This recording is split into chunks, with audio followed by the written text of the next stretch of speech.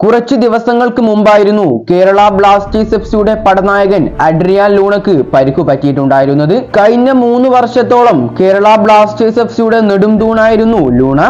Attacking മിഡ്ഫീൽഡിൽ തന്ത്രങ്ങൾ മെനയുന്ന Luna പോയതോടെ Kerala Blasters എന്ന club മാറ്റങ്ങൾക്ക് വിധേയമായി. ഇതിനോടകം തന്നെ ഈ ഒരു സീസണിൽ 9 മത്സരങ്ങളിൽ ബൂട്ട് കെട്ടിയ താരം 3 ഗോളുകളും 4 അസിസ്റ്റും തന്റെ പേരിൽ എഴുതി ചേർത്തിട്ടുണ്ട്. ഇതിനുശേഷം താരത്തിന്റെ പകരക്കാരനെ ഉടൻ തന്നെ ക്ലബിലേക്ക് എത്തിക്കുമെന്നായിരുന്നു റിപ്പോർട്ടുകൾ വന്നിട്ടുണ്ടായിരുന്നത്. പക്ഷെ പുതിയ താരത്തെ ടീമിലേക്ക് എത്തിക്കുവാൻ വേണ്ടി ജനുവരി ട്രാൻസ്ഫർ വിൻഡോ വരെയാവും. അതുവരെ ആ ഒരു ടീമിനെ ഒന്ന് അയച്ചു പണിയാനായി പരിശീലകൻ ഇവാൻ വുക്കോമാനോവിച്ച് നിർബന്ധിതനായിരുന്നു. അങ്ങനെ അവർ ലൂണയില്ലാതെ ആദ്യ മത്സരം കളിക്കുവാനായി ഡൽഹിയിലേക്ക് എത്തുന്നു. പഞ്ചാബിനെതിരെയുള്ള ആ ഒരു മത്സരത്തിൽ 1-0 എന്ന സ്കോറിൽ വിജയം കണ്ടെത്തുകയും ചെയ്തു. ശേഷം ബ്ലാസ്റ്റേഴ്സ് ലൂണയില്ലാത്ത 2ാം മത്സരത്തിലും മുംബൈക്കെതിരെ കളിക്കാൻ ഇറങ്ങുന്നു. അവിടെയും ബ്ലാസ്റ്റേഴ്സ് വിജയം സ്വന്തമാക്കി. അവിടെയായിരുന്നു ഗാന സൂപ്പർ താരമായ ക്വാമി പെപ്ര എന്ന് പറയുന്ന സ്കില്ലുകളുടെ കളിത്തോയൻ പ്രത്യക്ഷപ്പെട്ടത്. വലിയ ഹൈപ്പോടെ കേരള ബ്ലാസ്റ്റേഴ്സ് എഫ്സി സൈൻ ചെയ്ത ഒരു താരമായിരുന്നു ക്വാമി പെപ്ര.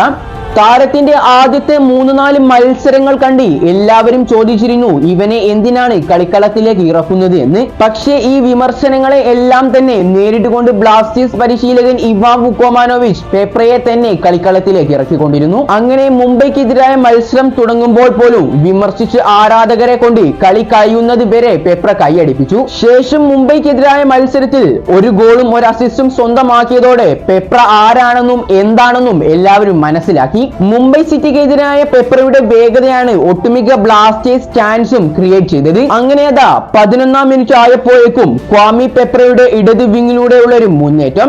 പെപ്രയുടെ നീക്കങ്ങളെല്ലാം തന്നെ വീക്ഷിച്ചിരുന്ന ദിമിയും താരത്തോടൊപ്പം തന്നെ സമാന്തരമായി സഞ്ചരിച്ചുകൊണ്ടേയിരുന്നു. അങ്ങനെ പെപ്ര ബോൾ മറിച്ച് ദിമിയിലേക്ക് കൊടുക്കുന്നു.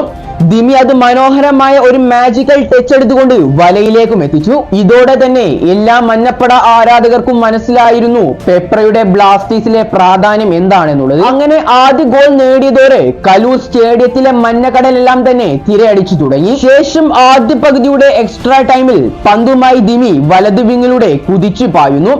ബോക്സിനുള്ളിലെത്തിയ ദിമി പന്തൊന്ന് ഹോൾഡ് ചെയ്തുകൊണ്ട് 1 സെന്റിമീറ്റർ പോലും തെറ്റാതെ നേരെ പെപ്രയിലേക്ക് ഒരു ഗ്രൗണ്ട് പാസ് നൽകുന്നു. പെപ്ര അധികമൊന്നും സമയമെടുക്കില്ല.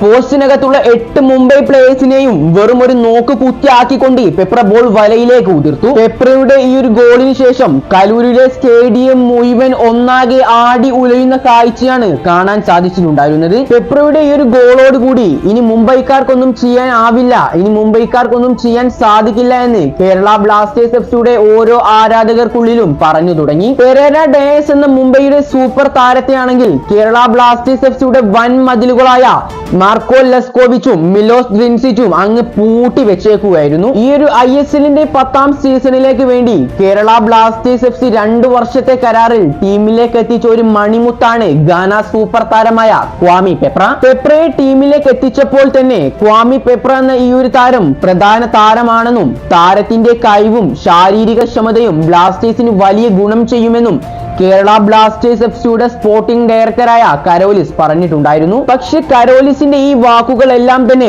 വെറും പഴങ്കഥ മാത്രമാണ് എന്നാണ് താരത്തിന്റെ ആദ്യ കുറച്ചു മത്സരങ്ങളിൽ നിന്നും ആരാധകർക്ക് മനസ്സിലായത്. പക്ഷെ ഇപ്പോഴാണ് കരോലിസ് പണ്ട് പറഞ്ഞ വാക്കിന്റെ എല്ലാം തന്നെ പൊരുൾ ബ്ലാസ്റ്റേഴ്സിന്റെ ആരാധകർ എല്ലാവരും തന്നെ മനസ്സിലാക്കിയത്. കൂടാതെ കഴിഞ്ഞ മത്സരത്തിൽ ആരാധകരുടെ പ്രതീക്ഷയെല്ലാം തന്നെ വാനോളം ഉയർത്തിക്കൊണ്ട് Peprah man of the match കൂടി ആയിട്ടുണ്ടായിരുന്നു. ഏതായാലും എന്നെ സംബന്ധിച്ച് പറയുകയാണെങ്കിൽ ക്വാമി പെപ്ര എന്ന ഈ ഒരു ഗാന സൂപ്പർ താരം കേരള ബ്ലാസ്റ്റേഴ്സിലേക്ക് വന്നത് ഏതൊരു മലയാളി താരത്തിനും സന്തോഷിക്കാവുന്നതാണ്. കാരണം ഇത്തരത്തിലുള്ള ഈ ഒരു സ്ട്രൈക്കറെ നമുക്ക് കിട്ടിയതിൽ ഭാഗ്യം ചെയ്യണം. അപ്പോൾ ഏതായാലും ഈ ഒരു വീഡിയോ ഇഷ്ടപ്പെട്ടു കഴിഞ്ഞാൽ ഈ ചാനൽ ഒന്ന് സബ്സ്ക്രൈബ് ചെയ്ത് വീഡിയോ ഒന്ന് ലൈക്ക് ചെയ്യാൻ എല്ലാവരും ശ്രമിക്കുക. വീഡിയോയുടെ അവസാനിപ്പിക്കുന്നു. അടുത്തൊരു വീഡിയോയുമായി വീണ്ടും കാണാം. Good bye.